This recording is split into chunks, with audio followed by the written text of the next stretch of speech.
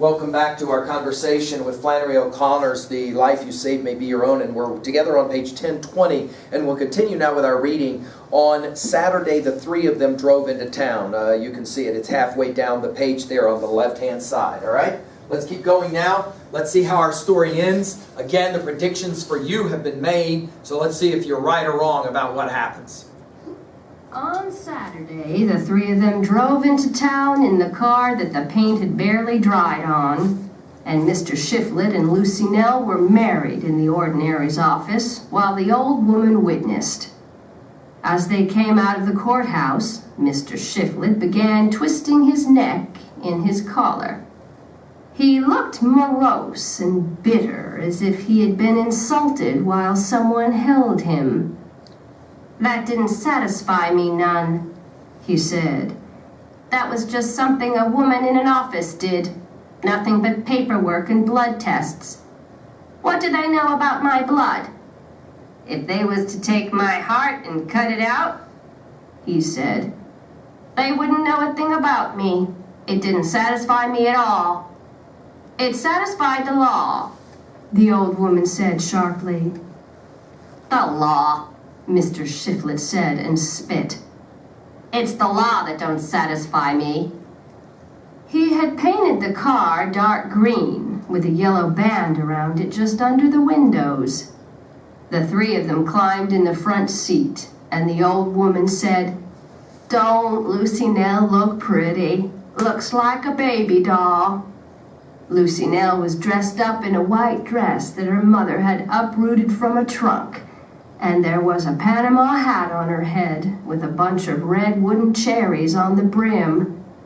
Every now and then her placid expression was changed by a sly, isolated little thought, like a shoot of green in the desert. "You got a prize," the old woman said. Mr. Shiflett didn't even look at her.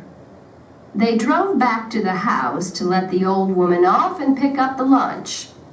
When they were ready to leave, she stood staring in the window of the car, with her fingers clenched around the glass. Tears began to seep sideways out of her eyes and run along the dirty creases in her face. "I ain't ever been parted with her for 2 days before," she said. Mr. Shiflett started the motor. "And I wouldn't let no man have her but you, because I seen you would do right. Goodbye, sugar baby," she said, clutching at the sleeve of the white dress. Lucy Nell looked straight at her and didn't seem to see her there at all. Mr. Shiflett eased the car forward so that she had to move her hands. The early afternoon was clear and open and surrounded by pale blue sky. Although the car would go only 30 miles an hour, Mr. Shiflett imagined a terrific climb and dip and swerve that went entirely to his head, so that he forgot his morning bitterness. He had always wanted an automobile, but had never been able to afford one before. He drove very fast because he wanted to make Mobile by nightfall. Occasionally, he stopped his thoughts long enough to look at Lucy Nell in the seat beside him. She had eaten the lunch as soon as they were out of the yard, and now she was pulling the cherries off the hat one by one and throwing them out the window. He became depressed in spite of the car.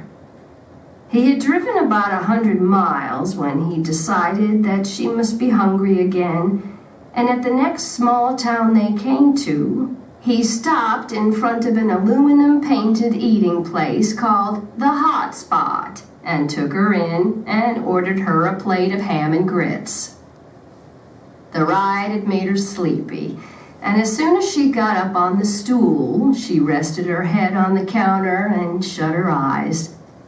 There was no one in the hot spot but Mr. Shiflett and the boy behind the counter, a pale youth with a greasy rag hung over his shoulder. Before he could dish up the food, she was snoring gently. "Give it to her when she wakes up," Mr. Shiflett said. "I'll pay for it now." The boy bent over her and stared at the long pink gold hair and the half-shut sleeping eyes. Then he looked up and stared at Mr. Shiflett. "She looks like an angel of God," he murmured. "Hitchhiker," Mr. Shiflett explained. "I can't wait. I gotta make Tuscaloosa." The boy bent over again and very carefully touched his finger to a strand of the golden hair, and Mr. Shiflett left. He was more depressed than ever as he drove on by himself. The late afternoon had grown hot and sultry, and the country had flattened out. Deep in the sky, a storm was preparing very slowly and without thunder, as if it meant to drain every drop of air from the earth before it broke. There were times when Mr. Shiflett preferred not to be alone. He felt, too, that a man with a car had a responsibility to others, and he kept his eye out for a hitchhiker. Occasionally, he saw a sign that warned, "Drive carefully. The life you save may be your own." The narrow road dropped off on either side into dry fields, and here and there a shack, or a filling station, stood in a clearing. The sun began to set directly in front of the automobile. It was a reddening ball that, through his windshield, was slightly flat on the bottom and top. He saw a boy in overalls and a gray hat standing on the edge of the road, and he slowed the car down and stopped in front of him. The boy didn't have his hand raised to thumb the ride. He was only standing there. But he had a small cardboard suitcase, and his hat was set on his head in a way to indicate that he had left somewhere for good. "Son," Mr. Shiflett said, "I see you want a ride." The boy didn't say he did or he didn't, but he opened the door of the car and got in, and Mr. Shiflett started driving again. The child held the suitcase on his lap and folded his arms on top of it. He turned his head and looked out the window away from Shiflett. Mr. Shiflett felt oppressed. "Son," he said after a minute, "I got the best old mother in the world, so I reckon you only got the second best." The boy gave him a quick, dark glance, and then turned his face back out the window. "It's nothing so sweet," Mr. Shiflett continued, "as a boy's mother. She taught him his first prayers at her knee. She gave him love when no other would. She told him what was right and what wasn't, and she seen that he'd done the right thing. Son," he said, "I never rued a day in my life like the one I rued when I left that old mother of mine." The boy shifted in his seat, but he didn't look at Mr. Shiflett. He unfolded his arms and put one hand on the door handle. "My mother was an angel of God," Mr. Shiflett said in a very strained voice. "He took her from heaven and give her to me, and I left her." His eyes were instantly clouded over with a mist of tears. The car was barely moving. The boy turned angrily in the seat. "You go to the devil!" he cried. "My old woman is a flea bag and yours is a stinking polecat!" And with that, he flung the door open and jumped out with his suitcase into the ditch. Mr. Shiflett was so shocked that for about 100 feet he drove along slowly with the door still open. A cloud, the exact color of the boy's hat and shaped like a turnip, had descended over the sun, and another, worse looking, crouched behind the car. Mr. Shiflett felt that the rottenness of the world was about to engulf him. He raised his arm and let it fall again to his breast. "Oh, Lord," He prayed, "Break forth and wash the slime from this earth." The turnip continued slowly to descend.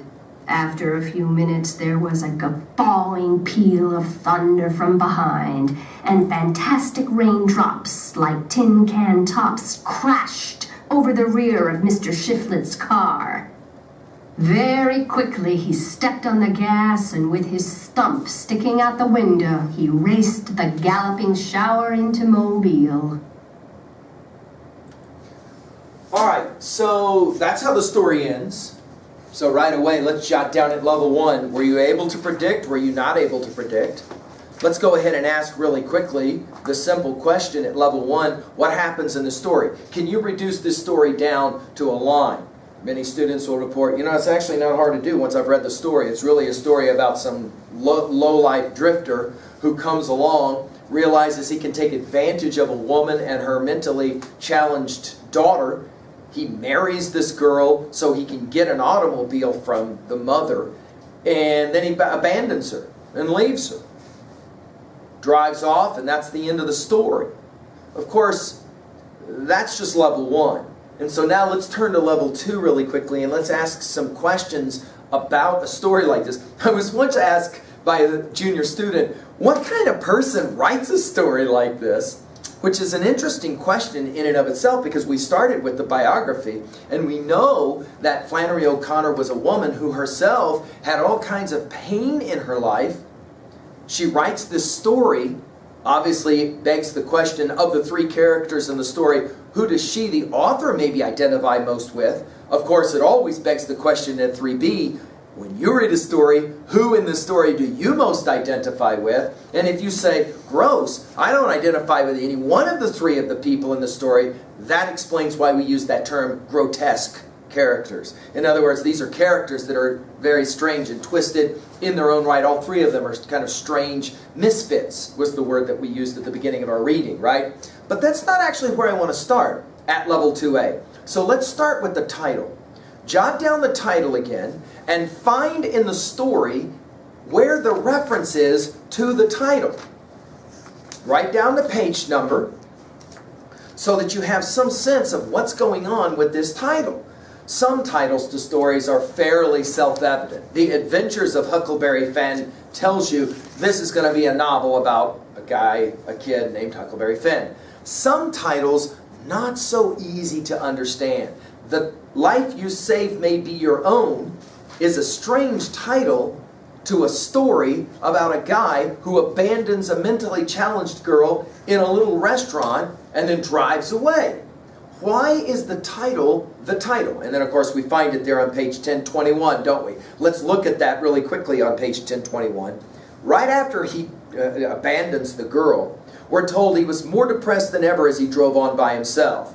Now, we'll have to ask the question why he's more depressed. Like, what is it that depresses him? Is it that he feels guilty about abandoning this girl and he now has the vehicle? Or is there something else going on? Like, for example, do you think this is the first time he's done something like this? Or do you have a sense that maybe he's done these kinds of things, used people before? Probably more the second. Keep reading. The late afternoon had grown hot and sultry. Notice how O'Connor is going to play games with the weather for the rest of the story. Did you notice this? So we've got all these descriptions about what's going on in the weather and the clouds and all of that. Deep in the sky, a storm was preparing very slowly and without thunder, as if it meant to drain every drop of air from the earth before it broke. There were times when Mr. Shiflet preferred not to be alone. He felt, too, that a man with a car had a responsibility to others, and he kept his eye out for a hitchhiker. Occasionally, he saw a sign that warned, "Drive carefully. The life you save may be your own." Now jot down at 2A, why would Flannery O'Connor call this story, "The Life You Save May Be Your Own"? And what is darkly ironic, let's write that word down at 2B. We got a lot of irony in this story, don't we? What is darkly ironic about this as the title? There's several possible answers. One obvious answer is that in our story, you have a man who says he feels responsibility, but clearly does not feel responsible. Of course, you have a mother in the story who is, you could say, pretty irresponsible.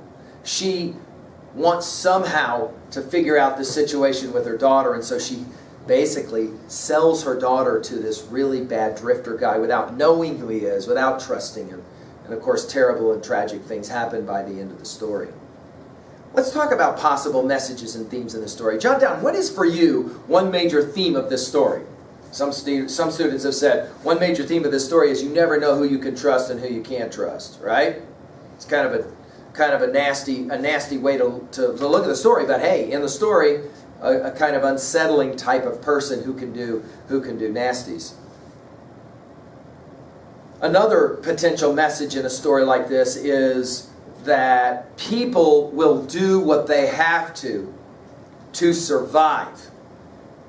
And that's exactly what's going on in the story. You got a guy, he's got absolutely nothing, he's clearly a drifter. He will do whatever it takes to try to survive. Some students have asked, though, about the end of the story. Okay, so he abandons the girl, and I guess if you go back and you were to reread the story, given his name as Shiflet and all of that, you probably could predict that this is something like this is probably going to happen. But the obvious question is, what goes on with the end of the story? After reading about the sign, the life you save may be your own, then there's this weird ending to the story, right? Where he's driving along and he didn't like to be alone, so he wants to see a hitchhiker, and there is a hitchhiker, so he picks the kid up, and he says something about moms and leaving moms, and the kid says something back to him, and then the kid jumps out of the car and jumps into the ditch, and then he drives off. What is going on with the end of the story? And what kind of a game is being played here? Well, this leads to a possible another major message, and that is the following.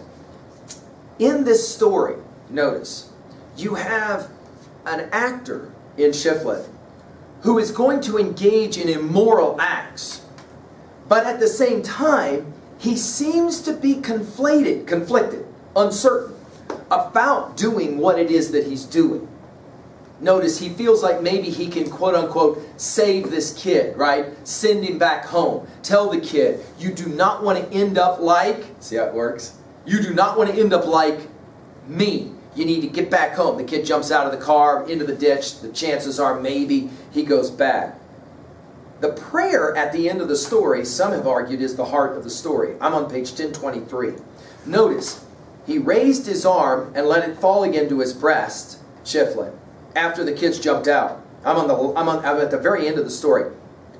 The second to the last paragraph, final line. "O Lord," he prayed, "break forth and wash the slime from this earth." Kind of a misquote of a biblical text. And about that, of course, given that, what is it that the boy angrily says as he jumps out of the car? "You go to the devil." The irony, of course, is some people have said Shiflet is the devil. In this story, he is the devil prototype. He comes in, he manipulates, he gets what he wants, and he abandons without any sensibility of responsibility. Done. In other words, he's a user, we might say. But at the end of the story, you kind of get a sense that maybe he feels a little bit guilty about the actions that he's committed. Maybe, maybe not. This is the genius of O'Connery and the way she creates characterization. Would you agree with me? This is probably not a story that we have 8th graders read. Now, most juniors agree with me when I say that, but then when I ask them, why not?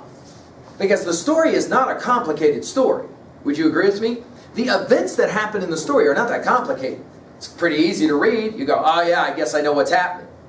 But why would you not share a story like this with 8th grade audiences? One answer is they lack the sophistication to be able to actually understand the game that's being played by Flannery O'Connor. She is saying, what about the world? Well, it's a mixed up place, isn't it? It's a conflicted place where innocence can be damaged. And those innocents who are damaged turn around to become perpetrators of evil acts, immoral acts themselves. You get a sense that it's altogether possible that Shiflet maybe started out as an innocent. Maybe he really did love his mom. And maybe he began to use people at a very young age, and it was kind of a survival mechanism. And by the time we meet him, obviously, he's lost all moral compass, or pretty much lost all moral compass. Of course, we can talk really quickly at 2B. There's so many things that we could point out here about the genius of what's going on in regards to the way that the story is written. Let's just jump to page 1019, for example. Take a look at the way he speaks. Halfway down the page, Shiflett. Look at the dialect and the genius of creating it on page 1019. It takes money, he said. Some people will do anything anyhow these days. Irony, right, that he would say this. But the way I think, I wouldn't marry no woman that I couldn't take on a trip like she was somebody. I mean, take her to a hotel and treat her. I wouldn't marry the Duchess of Windsor, he said firmly, unless I could take her to a hotel and give her something good to eat. The irony, of course, is you will abandon the girl where? Eating, right? I was raised that way, and there ain't a thing I can do about it. My old mother taught me how to do. Notice two things here really quickly at 2B. The language, the dialect tells us where we are. We are in the Deep South. The irony, of course, is that you don't appreciate these lines as darkly ironic until the very end of the story, when he has done what? Abandoned a girl in a restaurant, and he ends up talking about his own mother with some young kid that that is in the car as a hitchhiker. Of course, we have all kinds of foreshadowing, right? At the bottom of page 1019, for example, notice just a couple of more 2B observations. The ugly words settled in Mr. Shiflett's head like a group of buzzards in the top of a tree. It's an amazing simile. I mean, we are looking obviously at prose genius when we're studying O'Connery. Notice a few lines down. A body and a spirit, he repeated. The body, lady, is like a house. It don't go anywhere. But the spirit, lady, is like an automobile, always on the move.